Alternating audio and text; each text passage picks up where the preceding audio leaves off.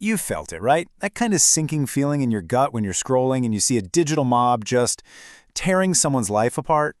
And hey, if we're being really honest with ourselves, maybe you've also felt that little spark of satisfaction when someone you've decided is bad finally gets what's coming to them. We've all been there, on one side of that screen or the other. So what is really going on? And that quote right there is really the heart of this whole explainer. We're going to look at this thing we call outrage, not as some kind of noble virtue, but as a symptom of something a lot darker, and something we have a really hard time admitting about ourselves. Now, this isn't about pointing fingers at those people, the obvious trolls or the super loud ideologues. Nope. This is about the hidden wiring that's inside all of us, the ordinary people like you and people like me, that lets us feel a sense of righteousness while we participate in someone else's punishment. And that leads us to the million-dollar question. If the thousands of people piling on in some digital dogpile aren't all just evil, sadistic monsters, then what in the world is happening? The answer, it turns out, really messes with a comforting story we like to tell ourselves. So the very first layer we need to peel back is this myth. It's this cozy little lie we tell ourselves that puts a nice, clean line between us, the good people, and them, the ones who do cruel things.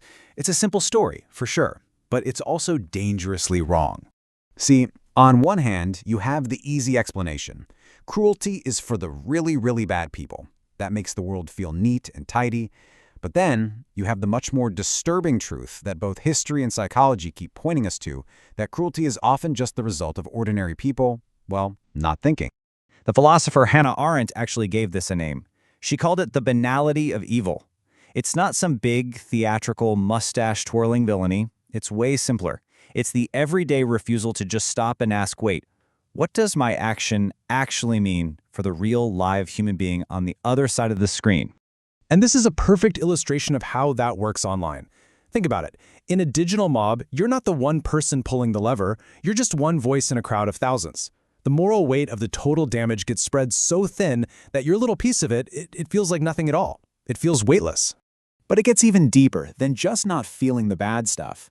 The next layer to uncover is that we are actually actively rewarded for it. Our own brains give us a psychological and even a biological kick when we see other people get punished. There's a fantastic German word for this, Schadenfreude. It's that little bit of joy you feel at someone else's misfortune.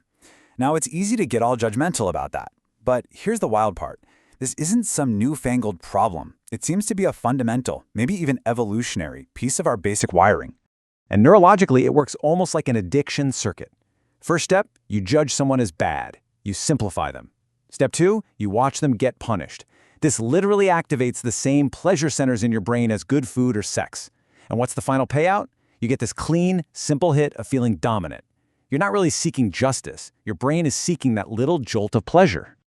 The psychoanalyst Erich Fromm went even deeper with this idea. He called it the necrophilous character. It's this hidden drive we have toward destruction, this desire to take messy, complicated, living people and squash them into simple, manageable, dead boxes like the villain or the idiot. Why? Because it makes them easier to control and ultimately way easier to punish.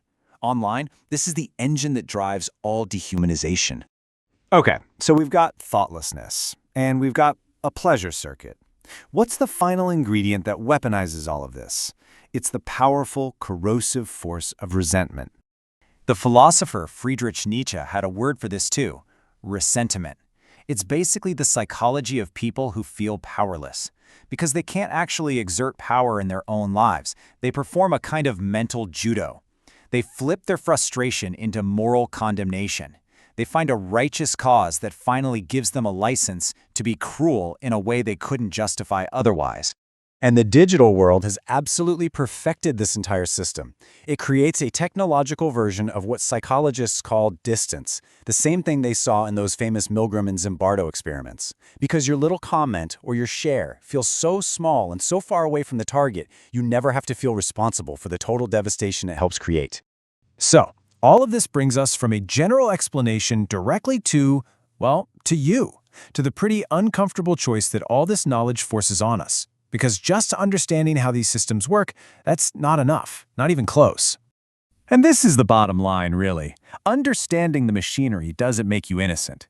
In fact, you could argue that knowing exactly how it all works and then continuing to participate anyway, that might be the most sophisticated, most clever form of hiding from yourself there is. We tend to think that the most dangerous person is the one who consciously decides, I'm going to be evil.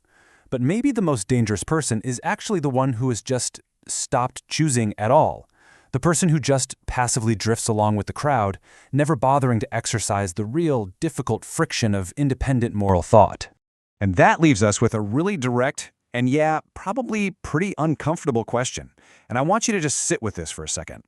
What mask of justice, whether you call it accountability or consequences or righteousness, what mask have you personally used to hide your own capacity for cruelty? So here's your practice for today. First, I want you to identify just one recent time where you felt that satisfying little thrill of a crowd's righteous anger. Second, force yourself to actually look at the human being underneath all that judgment. And finally, and this is the most important part, stop performing reflection. Stop just thinking about it. Instead, start actually exercising real accountability for your own thoughts and your own actions. Because the real hard work of becoming a thinking person, it begins exactly where your comfort ends.